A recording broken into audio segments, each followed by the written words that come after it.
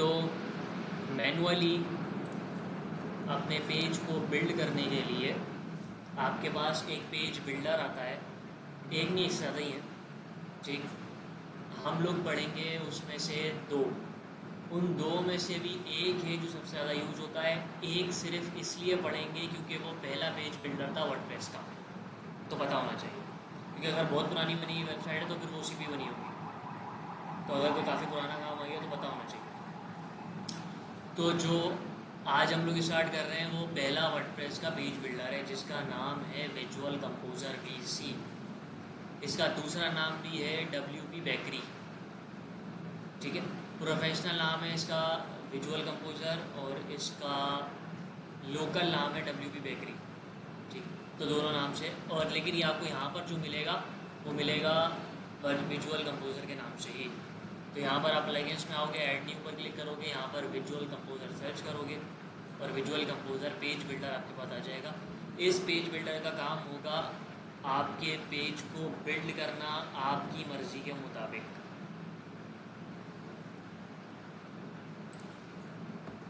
यहाँ पर पहले एक चीज़ दिखा देता हूँ। पहले एक चीज़ यहाँ पर आप लोगों को दिखाता हूँ, उसके बाद फिर हम लोग इंस्टॉल करके फिर उसका डिफरेंस चेक करेंगे। ये हमने पेजेस बनाए थे, एक ही बनाया था, बाकी दो बने हुए ही मिले थे हमें। ठीक है, यहाँ पर इसको एडिट करते हैं।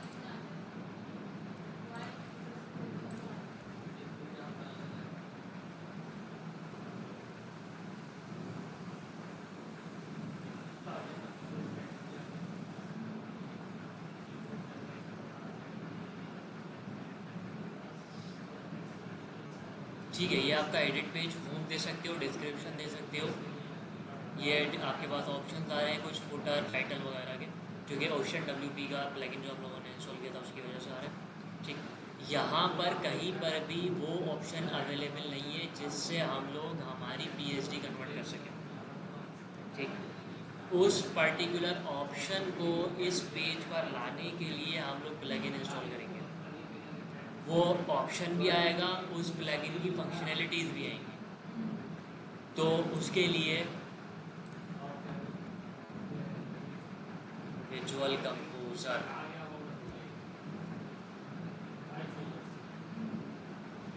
Visual composer, website builder, web landing page builder, फलाना डिमांडर इंस्टॉल। ठीक है, ये रहा इसका लोकल नाम WP बेकरी। नहीं है, ये वाला प्लगइन कुछ और काम करेगा। ये एलिमेंट्स देगा। तीन चीज़ें होती हैं, तीन भी नहीं, चार चीज़ें होती हैं। एक होती है थीम, प्लगइन, विजेट्स और एलिमेंट्स। एलिमेंट्स का दूसरा नाम एडॉन्स भी होता है। अच्छा है, जहन में आ गया तो क्लियर कर लेते हैं। पहली चीज़ होती है थीम, फिर आते हैं प्लगइन्स, फिर आते हैं विजेट्स, फिर आते हैं आपके पास एडॉन्स या एलिमेंट्स। एडॉन्स और एलिमेंट्स एक ही हैं, ठीक है, कॉमन लगा देते हैं। आई बात आते हैं, पहले आपने एक थीम इंस्टॉल की, उस थीम पे आपको कुछ ऑप्शंस मिल गए। ठीक है, उस थीम के कुछ ऑप्शंस आपको मिले जो काम कर रहे हैं। ठीक, उस थीम के एक्स्ट्रा ऑप्शंस जो आपको अवेलेबल होते हैं वो कहलाते हैं विजेट्स। थीम के एक्स्ट्रा ऑप्शंस जो थीम के साथ ही मिलते हैं। ठीक, थीम ली, उस थीम के अंदर काम करने के लिए, जैसे कि हम लोगों के विजेट्स को करते हैं सर्च, उस थीम ने ही हमें सर्च का एक विजेट दिया हुआ था जिससे आप वो एक एक्स्ट्रा कंपोनेंट है जिससे आप एक्स्ट्रा फंक्शनैलिटी, एक्स्ट्रा काम कर सकते हो। ठीक, जो थीम का ही है। ठीक, उसके बाद आते हैं प्लगइन्स। प्लगइन आपके पास काम करते हैं अगर आप थीम को यूज़ करते हुए कोई भी आप कुछ एक्स्ट्रा काम करना चाहते हो अपनी मर्ज़ी का। ठीक, वो आपके पास फंक्शनैलिटी शूट होती है प्लगइन से। अब एडॉन्स या एलिमेंट्स क्या काम करते हैं? एडॉन्स और एलिमेंट्स फंक्शनैलिटीज़ या प्रॉपर्टीज़ बढ़ाते हैं प्लगइन्स की। अब मैंने प्लगइन डाउनलोड किया, थीम की फंक्शनैलिटी बढ़ी, मुझे मज़ीद एलिमेंट बढ़ाना है प्लगइन के, तो अब प्लगइन के जब मैं एलिमेंट्स बढ़ाऊंगा तो उसके लिए मुझे एडॉन्स डाउनलोड करने पड़ते हैं, इंस्टॉल करने पड़ते हैं। एडॉन्स के भी अलग अलग प्लगइन्स आते हैं, मतलब प्लगइन्स के प्लगइन्स।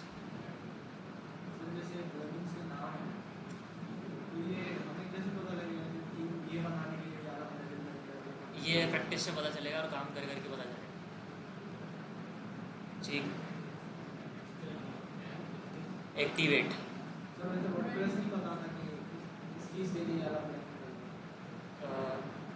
सर्चिंग उसके लिए यूज होती है, सर्चिंग करनी पड़ती है, जो कि आप लोगों ने सीखी है।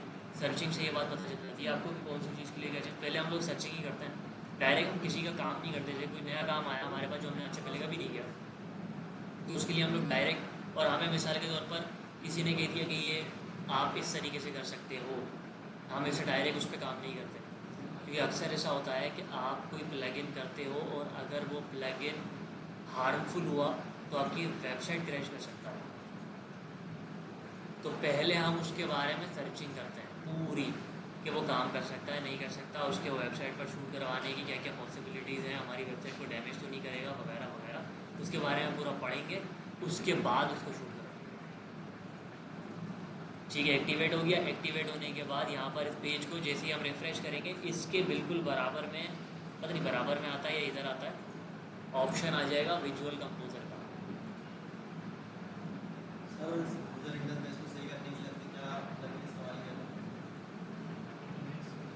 क्लासिक एडिटर पेज का एडिट पेज,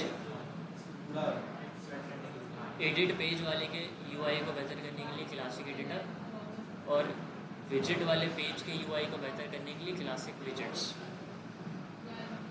ठीक है भाई, आ गया, दोनों जगह पर आया, ऊपर भी नीचे भी कहीं पर भी क्लिक कर सकते हैं, कोई फर्क नहीं पड़ता। ठीक है, अब प्लगइन वाले टेबल में नहीं चाहिए, हमारे पास हमारा प्लगइन आ गया, हमारा ऑप्शन आ गया। ठीक, जैसे ही प्लगइन इंस्टॉल हो जाएगा, यहाँ पे आपके पास ऑप्शन आ जाता है। एक तो यहाँ से आपकी सेटिंग कर सकते हो आप सारी विजुअल कंपोजर की। खैर, इस पेज को अब आप एडिट करोगे विजुअल कंपोजर को यूज़ करते हुए, तो उसके लिए यहाँ विजुअल कंपोजर पे क्लिक करोगे।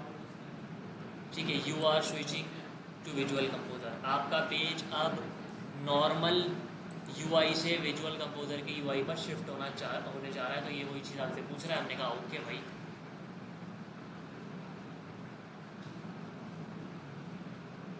अब आपका विजुअल कंपोजर का जो यूआई है वो ऑलमोस्ट इसी पेज के यूआई की तरह दिखेगा, और जो भी हम लोग यहाँ चेंज करेंगे वो यही हमें दिख जाएगा कि यहाँ पर उसका आउटपुट कैसा आएगा।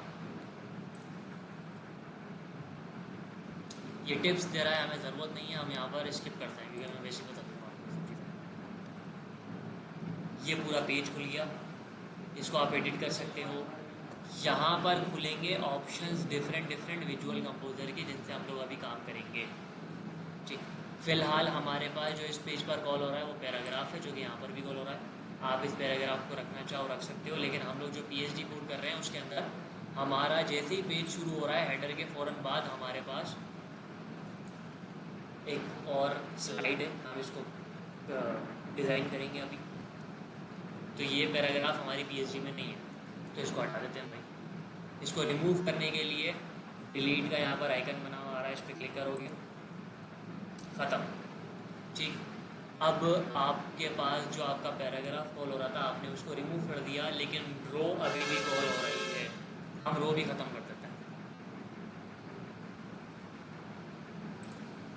हम जीरो से काम करते हैं।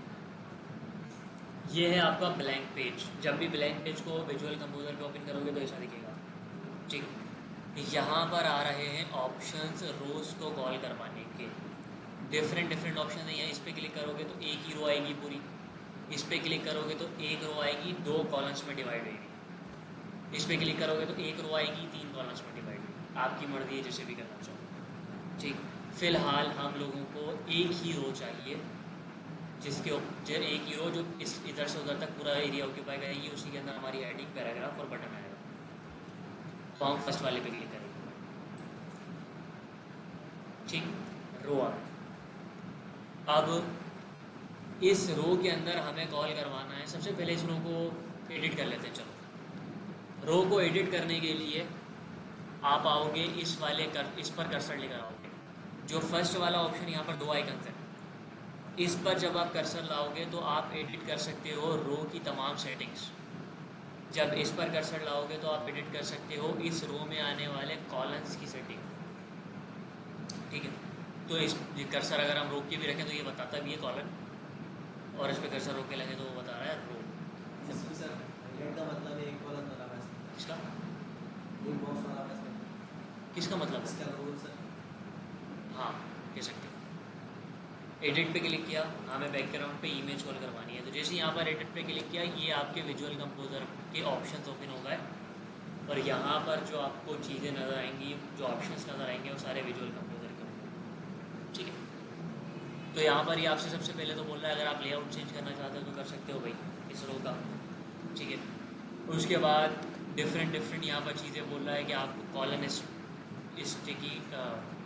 स्टेकिंग चाहिए, रिवर्स कॉलन चाहिए, फलाना जो भी चाहिए। अगर इनमें से किसी चीज़ के बारे में पता नहीं है तो यहाँ पर ये आपको क्वेश्चन मार्क दिया हुआ है, इस पर कर्सर लाओगे, यहाँ पर वो आपको सब चीज़ बताएगा कि किस ऑप्शन का क्या काम है।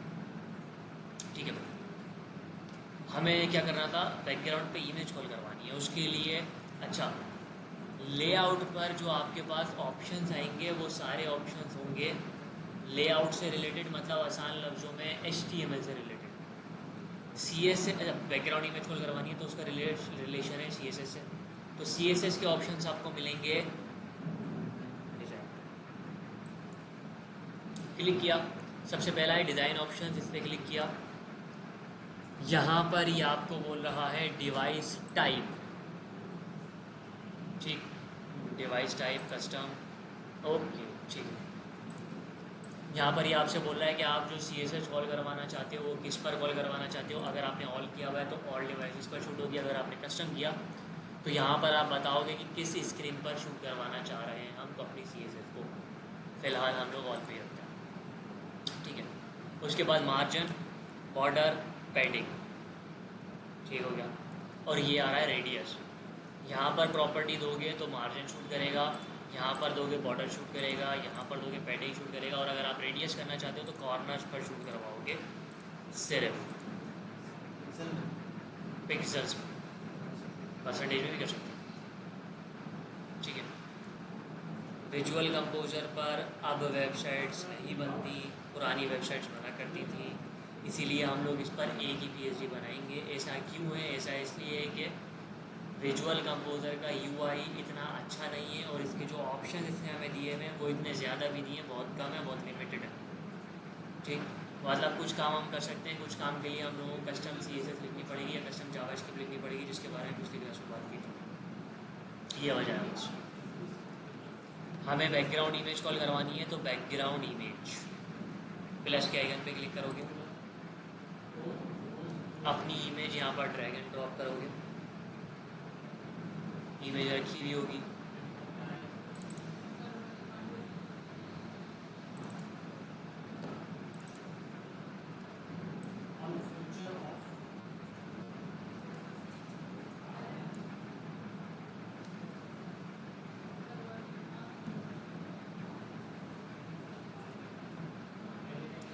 ठीक है भाई, सिलेक्ट,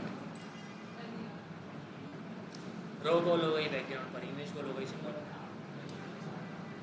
ठीक है, अब इस रो के अंदर हम लोगों को हेडिंग चाहिए। सबसे पहले हेडिंग को कॉल करवाने के लिए दो तरीके हैं, या तो आप यहाँ पर प्लस का आइकन आ रहा है इसलिए अभी नज़र नहीं आ रहा, आ रहा है नज़र प्लस का आइकन, वो इसलिए नज़र नहीं आ रहा कि बैकग्राउंड पर हमने इमेज कॉल करवा ली, वरना यहाँ पर प्लस का आइकन आ रहा है जो ये इमेज कॉल करवाने से पहले नज़र आ रहा था आपको।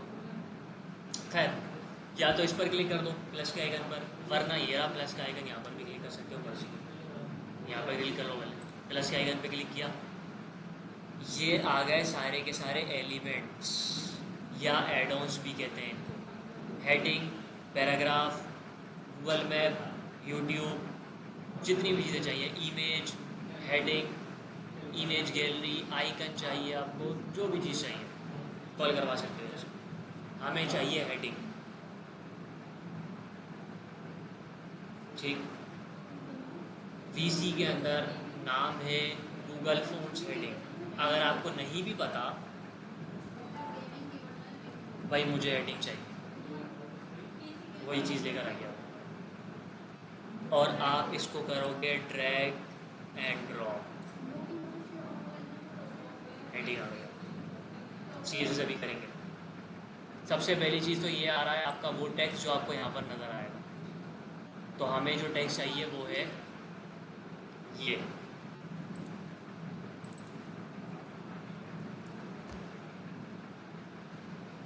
कॉपी, ठीक है भाई, टेक्स्ट चेंज हो गया, नज़र पता नहीं आ रहा है या नहीं आ रहा, अभी आ जाएगा जब इसको CSS की प्रॉपर्टीज देंगे। उसके फ़ौरन बाद यहाँ पर ही आपसे कह रहा है कि आपने हेडिंग कॉल करवाई है। अब आप सिलेक्ट करना चाहो तो कर सकते हो कि आप अपना टेक्स्ट किस टाइप में कॉल करवाना चाहते हो। H1, H2, 3, 4, 5, 6 paragraph.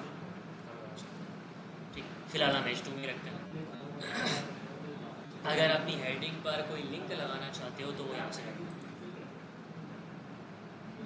ठीक, यहाँ पर अपना लिंक पेश कर दो। ठीक है, हमें फ़िलहाल कोई लिंक नहीं लगाना। उसके बाद आपने CSS देनी है। CSS के लिए आप डिज़ाइन के टैब पर आओगे। टाइपोग्राफी कहते हैं आपका font size, font family, colour, boldness, italic, underline, ये तमाम टाइपोग्राफी कहलाती है। टाइपोग्राफी की आइटम्स कहलाते हैं। टाइपोग्राफी बेसिकली कैटेगरी का नाम है। ठीक, तो यहाँ टाइपोग्राफी स्टाइल पर क्लिक करोगे। यहाँ पर आपसे सबसे पहले पूछ रहा है फ़ॉन्ट साइज़, पता नहीं है, 48।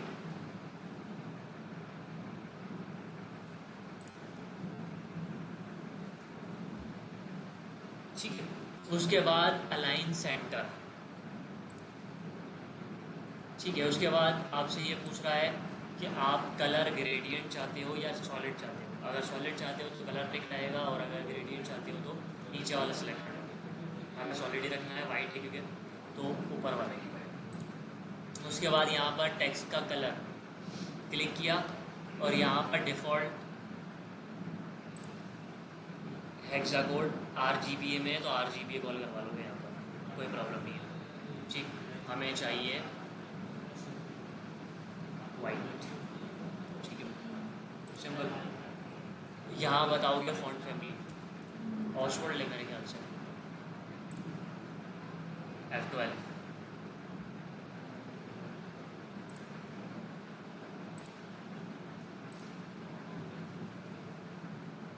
ऑक्सफोर्ड ले,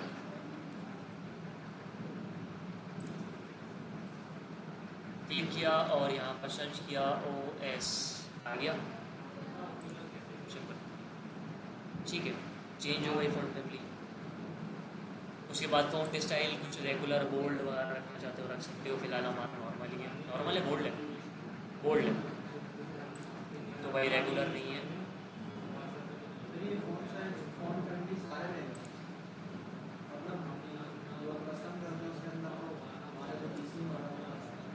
हाँ, यहाँ पर ये वही शूट होगी जो इन ऑप्शंस में अवेलेबल है। अगर आप एक्स्ट्रा चाहते हो तो उसके लिए प्लगइन आता है। ठीक है भाई, क्योंकि प्लगइन का काम है एक्स्ट्रा फंक्शनलिटी प्लगइन को देना दूसरे वाले, तो उसके लिए प्लगइन मिलेगा आपको। ठीक है भाई, उसके बाद लाइन हाइट देना चाहते हो, लेटर स्पेसिंग देना चाहते हो, दे सकते हो। डिज़ाइन ऑप्शंस में आपको पैडिंग, मार्जिन वगैरह मिलेगा ऑप्शन। बॉर्डर रेडियस, बैकग्राउंड पे कलर नहीं है, इमेज कॉल करवा चुके हैं ऑलरेडी। हेडिंग के बैकग्राउंड पे कुछ भी नहीं है। अगर आप इस हेडिंग पर एनिमेशन लगाना चाहते हो तो वो यहाँ से लग जाएगी। फ़िलहाल इतने में करते हैं सेव। अच्छा, सेव करने के लिए भी है प्लस के आइकन पे क्लिक, सॉरी टिक के आइकन पे क्लिक करोगे, अपडेट हो जाएगा। अपडेट होने के बाद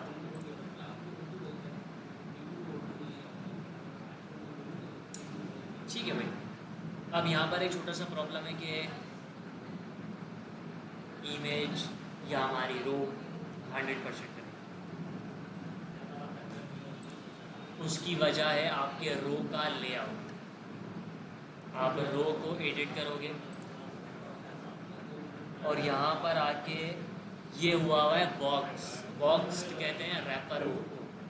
अगर आप हम लोग आगे पढ़ेंगे, सबसे ज़्यादा यूज़ होने वाला पेज बिल्डर है एलिमेंटर, वहाँ पर भी सेम है। अगर आपके रो का लेआउट बॉक्स्ड है तो इसका ये मतलब है कि रो बिहेव करेगी रैपर के मुताबिक, रैपर की विड्थ लेगी। ठीक, उसके बाद आपके पास आता है स्ट्रेच्ड, और उसके बाद आपके पास आता है स्ट्रेच्ड रो एंड कॉलम। ठीक, स्ट्रेच करोगे तो सिर्फ रो स्ट्रेच होगी, 100% पे जाएगी, कॉलम्स रैपर के अंदर रहेंगे।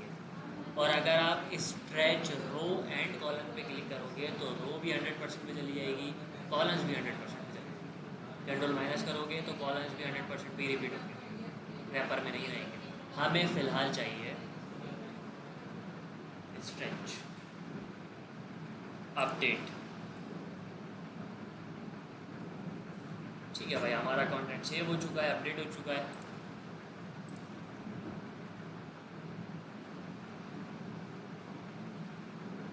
डन हो गया। कुछ मसला, कुछ पूछना है तो पूछ सकते हो।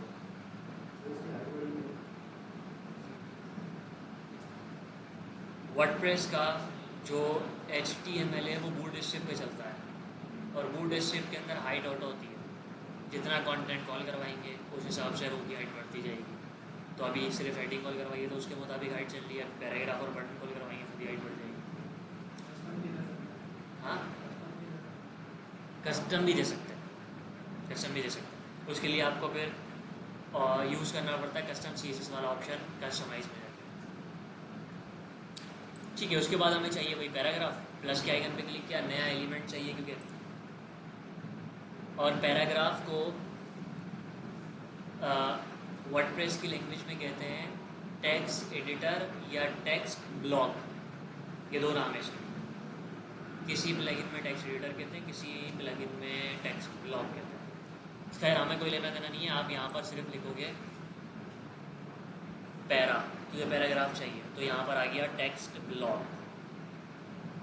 ठीक, टैग किया हेड। अच्छा, यहाँ पर इस ब्लू लाइन का ज़रा ख्याल रखना पड़ेगा।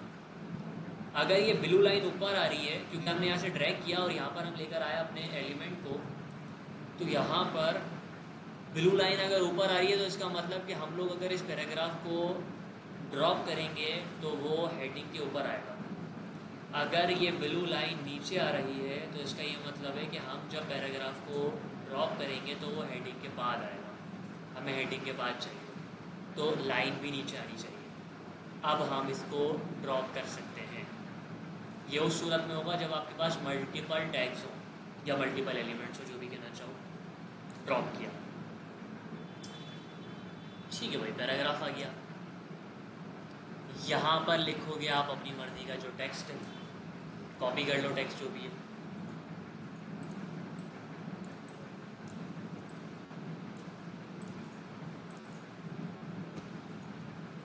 कॉपी, ठीक है भाई, टेक्स्ट आपका यहाँ पर पेस्ट हो गया। पेस्ट होने के बाद CSS F12 सबसे पहले, और क्लिक। एरियल फ़ॉन्ट फैमिली है, 20 पिक्सल का फ़ॉन्ट साइज़ है, कलर कोड। ये CSS इस बार यही भी दिखा रहा है, अच्छी कुछ उसमें है ब्राउज़र में। ये CSS अभी कंटेंट भी दिखा रहा है। बिल्कुल, यहाँ पर भी दिखाता है, यहाँ पर नहीं दिखाता मेरे ख्याल से पैराग्राफ के लिए, हेडिंग के लिए वहाँ पर दिखाता है। और यही चीज़ें बस जो आपको एक्सपीरियंस से पता चलेगी कि डिफरेंट चीज़ों के ऑप्शंस अलग अलग मिलेंगे, लेकिन मिल जाएंगे कुछ हद तक। और जो ऑप्शन नहीं मिलेंगे उनके लिए भी हमारे पास दूसरे तरीके हैं, काम हमारा हो जाएगा। ठीक है भाई, तो क्या था, प्रॉपर्टीज भूल गया मैं। एरियल 20 कलर वाइट, तो भाई default font family Arial suit नहीं हुई आई थिंक। हाँ, पैराग्राफ पर फॉन्ट फैमिली शूट करवाने के लिए पहले आपको पैराग्राफ को सिलेक्ट करना पड़ेगा, कंट्रोल A, उसके बाद फॉन्ट फैमिली शूट करवानी पड़ेगी। हो गई। उसके बाद कलर के लिए ये रहा, क्लिक किया।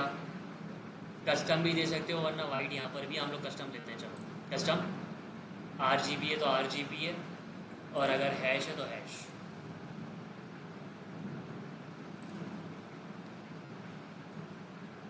ठीक हो गया, सही है। अब यहाँ पर आता है मसला फ़ॉन्ट साइज पे। फ़ॉन्ट साइज पे मसला क्यों आता है? क्योंकि हमारा फ़ॉन्ट साइज है 20 PHD में, ये दिया हुआ है फ़ॉन्ट साइज, इस पर क्लिक किया मैंने,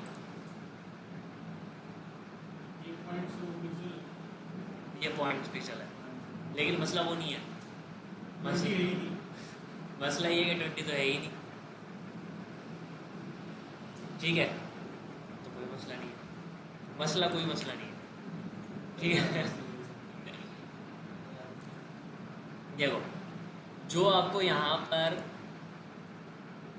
ऑप्शंस दिए हैं आप उनको यूज़ कर सकते हो। जो ऑप्शन यहाँ पर अवेलेबल नहीं है उसके लिए यहाँ पर आपको दे रहा है इस पैराग्राफ का इंटरफेस, क्योंकि सेलेक्ट हुआ हुआ है विजुअल। जैसे ही आप क्लिक करोगे टेक्स्ट पर तो इस पैराग्राफ का कोड ओपन हो जाएगा,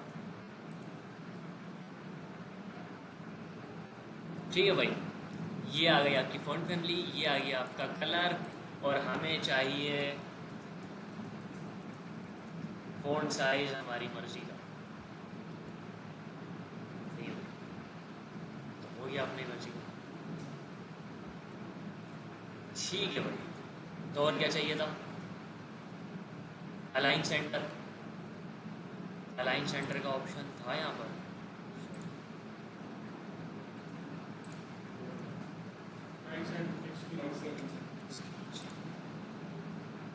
ठीक है भाई। और कुछ चाहिए? हाँ, हेडिंग है लेफ्ट राइट, हेडिंग का ऑप्शन तो यहाँ डिज़ाइन में मिलेगा, हमें यहाँ पर नहीं है, ठीक है, बस डन। कुछ प्रॉब्लम ये करता नहीं है, सही है, ठीक है। डिज़ाइन हमें चाहिए होगी पैडिंग लेफ़्ट और राइट, पैडिंग लेफ़्ट और राइट कितनी चाहिए चेक कर लो भाई।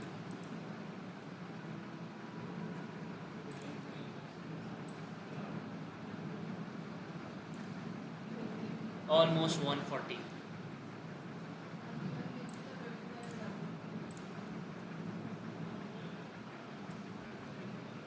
वैसे मेरे ख्याल से यहाँ पर पिक्सेल्स भी देने की ज़रूरत नहीं पड़ती, ये बाय डिफ़ॉल्ट ही शूट कर जाता है। ये परसेंटेज में भी दे सकते हैं, रिस्पॉन्सिव का तरीका मुख्तलिफ है, रिस्पॉन्सिव का तो तरीका ही मुख्तलिफ अलग है उसका ना, उसके बारे में बात करेंगे हम लोग। फ़िलहाल हम लोग रिस्पॉन्सिव के बारे में बात करेंगे, ठीक है। सेव इतने में देखते हैं कि क्या आउटपुट आया हमारा। हमने जो काम किया, कंटेंट सेव अपडेट हो गया, मतलब रिफ्रेश,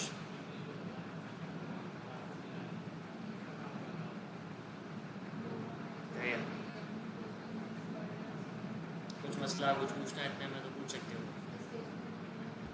इसके बाद चाहिए होगा आपको बटन, एक और एलिमेंट प्लस बटन, नाम नहीं पता, वैसे पहले ही नंबर पे आ रहा है बेसिक बटन, लेकिन फिर भी हमें नहीं पता। अब आउटलाइन बटन चाहिए, ट्विटर का बटन चाहिए, फेसबुक का बटन चाहिए, या आपको अपनी मर्जी का बटन चाहिए, तो उसके लिए पहला वाला सेम चीज़ ब्लू लाइन का ख्याल रखना है। पैराग्राफ के बाद चाहिए, सो यहाँ पर ड्रॉप कर दिया, ठीक है भाई। अब हमें सबसे पहली चीज़ तो ये चाहिए सेंटर में, उसके लिए आप डिज़ाइन पर आओगे, अलाइन सेंटर, कंटेंट पर लिखा हुआ टेक्स्ट के जो कंटेंट है उस पर, सॉरी बटन का जो कंटेंट है उस पर लिखा हुआ आना चाहिए रीड मोर, कॉपी।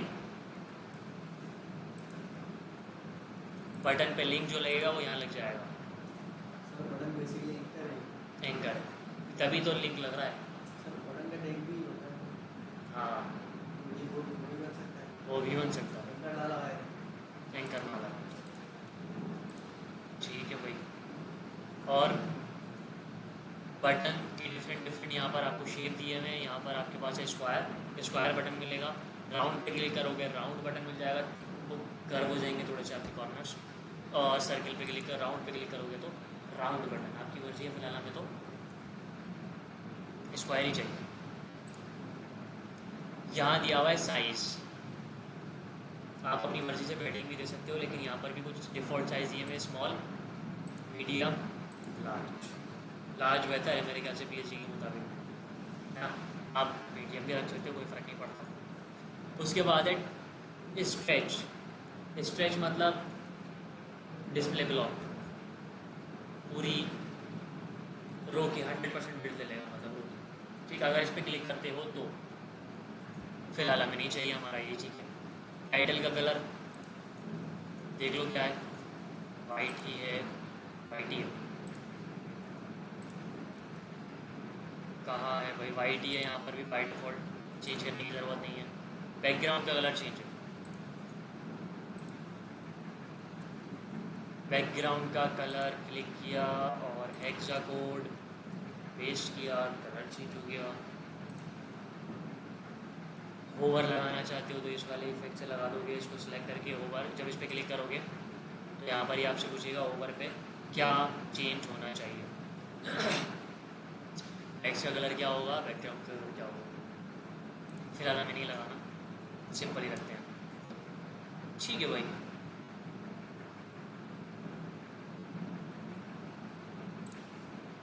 जी परफेक्ट। जो अभी कहा था मैंने कि डिफ़ॉल्ट आपको साइज़ दिए मैं ऊपर, अगर आप उनसे काम लेना चाहते हो तो ठीक है, आप अपनी मर्ज़ी की पैडिंग लेना चाहते हो तो भी ठीक है, अपनी मर्ज़ी की पैडिंग ले दोगे यहाँ पर, ठीक।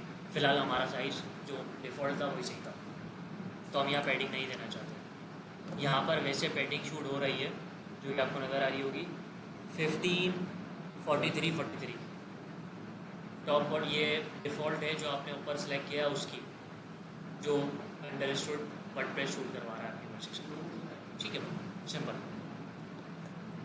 उसके बाद बैकग्राउंड कलर, इमेज अगर शूट करवाना चाहते हो। अच्छा एक और चीज़ सही है, परफेक्ट। बैकग्राउंड इमेज पे क्लिक करोगे, बैकग्राउंड पे इमेज आ जाएगी। एनिमेशन अगर लगाना चाहते हो अपने बटन पर तो एनिमेशन फॉलो जाएगी। फिलहाल हमारा बटन सही है, ओके। एक प्रॉब्लम है, क्या प्रॉब्लम है बटन में, क्या प्रॉब्लम है?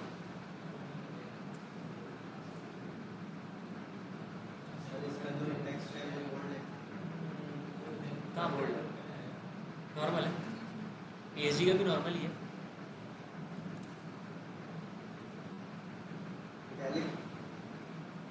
इटैलिक भी है और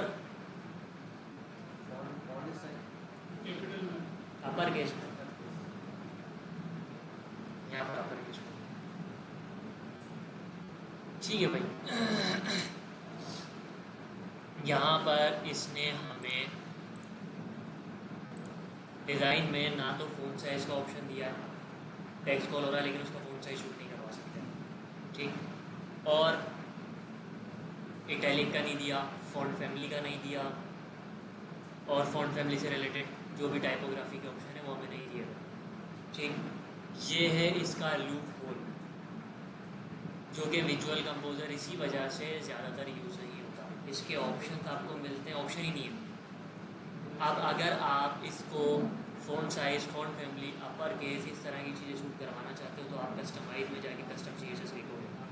उसके लिए अब आप चाहो तो इंस्पेक्ट करोगे, इंस्पेक्ट करके इसकी क्लास पिक करोगे और कस्टमाइज में जाके कस्टम CSS में जाके उस क्लास को टारगेट करके अपनी CSS शूट करवा दोगे।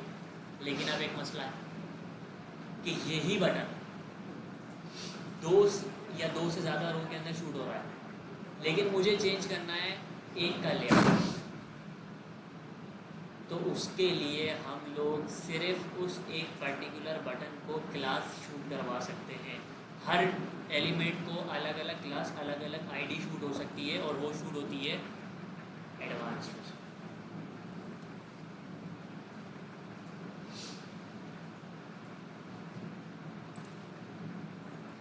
एडवांस पे आओगे, HTML एट्रीब्यूट्स पे क्लिक करोगे, यहाँ पर अपनी मर्ज़ी की ID, अपनी मर्ज़ी की क्लास शूट करवाओगे, वो इस पर शूट हो जाएगी। ID जावास्क्रिप्ट कॉल करवाने के लिए और क्लास CSS कॉल करवाने के लिए, ठीक। कस्टम एट्रीब्यूट्स पे क्लिक किया, यहाँ पर आप डिफरेंट डिफरेंट कुछ एक्स्ट्रा एट्रीब्यूट्स कॉल करवा सकते हो, लाइक डेटा नेम। अच्छा हाँ सही है, हमने पढ़ा था, आप लोगों को याद होगा, डेटा डैश आईडी एजेक्स के लिए। हाँ, तो एक्स्ट्रा एट्रीब्यूट्स कॉल करवाने के लिए आपको यहाँ पर इसमें ये फॉरेन की में पड़ा नहीं, एजेक्स में पढ़ा था अपडेट। डायनामिक हाँ, अपडेट डिलीट के लिए, की बात तो वहाँ पर उसके लिए कॉल करवा सकते हैं। उसके बाद यहाँ पर आ रही है कस्टम CSS। ठीक, कस्टम CSS यहाँ पर भी लिख सकते हो। यहाँ पर जो कस्टम CSS लिखोगे वो पर्टिकुलरली इसी टैग पर शूट करती है सिर्फ। कस्टमाइज में जो आप लिखते हो, जैसे कि मिसाल के तौर पर एक एग्जाम्पल, यहाँ पर मैंने एक क्लास दी और उस क्लास को मैंने यहाँ CSS दी, तो वो सिर्फ इसी पर शूट करेगी।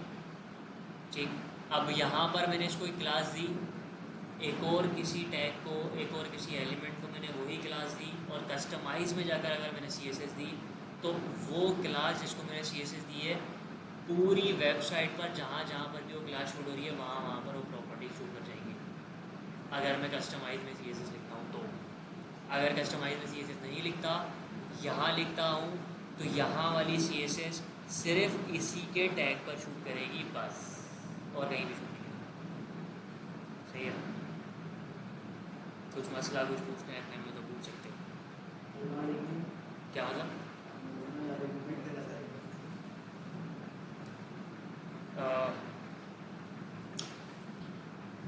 मैंने 2 बटन बनाए हैं, ठीक है, 2 बटन कॉल करवाए, बनाते तो नहीं इसमें है, ठीक है, 2 बटन कॉल करवाए हमने, दोनों बटन को सेम क्लास दी यहाँ पर आके, और दोनों बटन को मैं CSS देना चाहता हूँ अपनी मर्जी की। ठीक, तो उन दोनों बटन को अलग अलग कस्टम CSS देनी पड़ेगी आपको। ठीक, कोड बढ़ेगा। इस चीज़ से बचने के लिए आप कस्टमाइज में जाओगे, कस्टम CSS वाले ऑप्शन पे क्लिक करोगे जो पिछले क्लास में हमने देखा था, ठीक है, और वहाँ पर सिर्फ इन दोनों को, जो अलग अलग CSS लिखी हुई है, इन दोनों को हटाकर एक जगह पर सिर्फ वहाँ लिख दोगे, और पूरे वेबसाइट पर शूट करेगी वो CSS, जहाँ जहाँ पर भी वो बटन उस क्लास का कॉल हो रहा है। ये फ़र्क है इस कस्टम CSS के ऑप्शन में और उस कस्टम CSS के ऑप्शन में। ना करें, वहीं करें अगर पूरी वेबसाइट पे कॉल करवाना है तो। अगर सिर्फ इस पे कॉल करवाना है तो यहाँ करें। ठीक है भाई, सिंपल। अब इतने में किया सेव और करते हैं रिफ्रेश।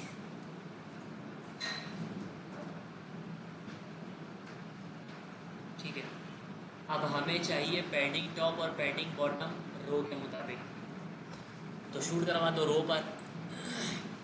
रो को एडिट किया, पैडिंग का ऑप्शन दे रहा था, बाई डिफ़ॉल्ट कॉल हो रही है 30 टॉप से, बॉटम से कॉल नहीं हो रही, तो आप चेक कर लो आपको कितनी चाहिए।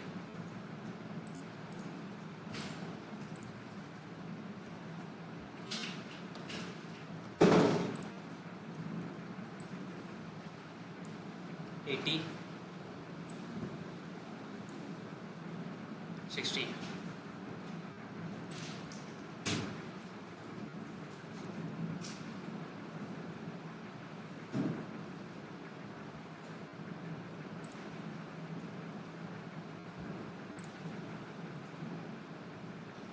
ठीक है भाई, 80 और 60 शूट कर गई, सिंपल। और क्या चाहिए? बस और कुछ चाहिए?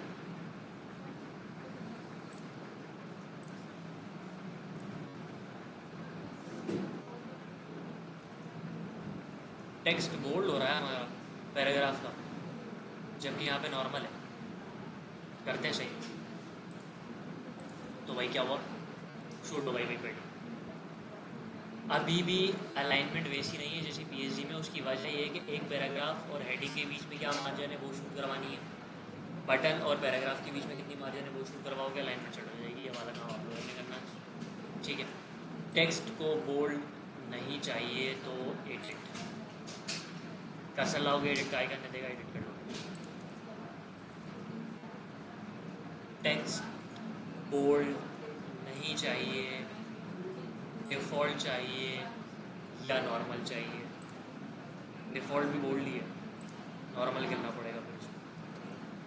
परफेक्ट, ठीक है। और कुछ?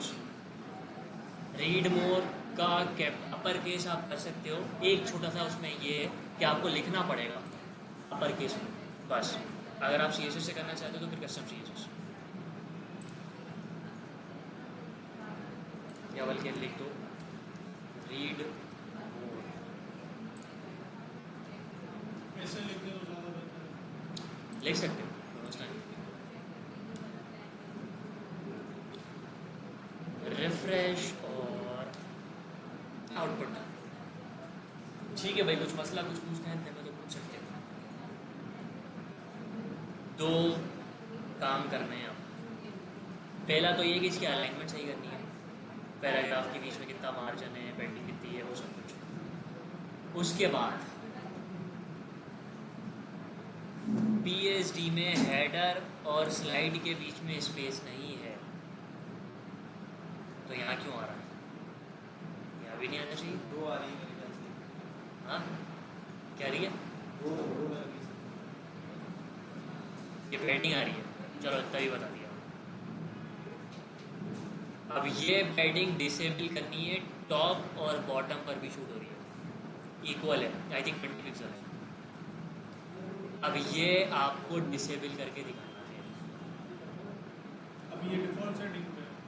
ये है आप लोगों को अपनी मेहनत